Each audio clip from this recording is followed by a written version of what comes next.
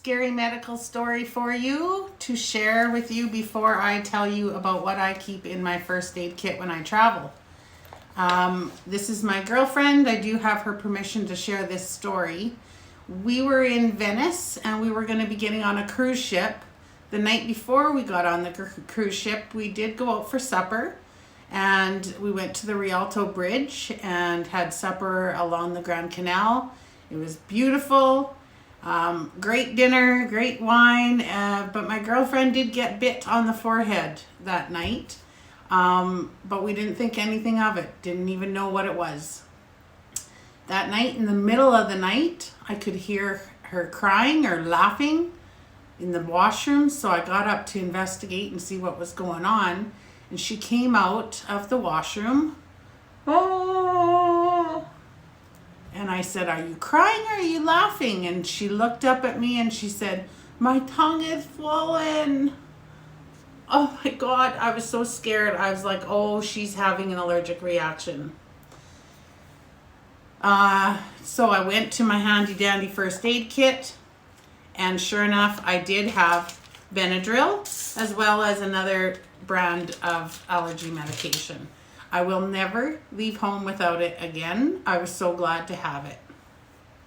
What else do I carry in my first aid kit? I have Contact cold and flu, Tums, as well as an acid reducer, Visine and ear drops, of course some Band-Aids, ibuprofen, as well as aspirin, and you never know when you're going to need it, Pepto-Bismol and Imodium. So that's what I keep. I also want to put some lip balm in there that has SPF, as well as some Stero strips, something to keep clean off wounds. It depends where you're traveling to, of course, what you're going to have. If you're going to a third world country or a cruise ship, it depends. If you're going to be at an all-inclusive resort, you know, it's always different. So consider what kind of supplies you're going to have, if they're going to be available to you.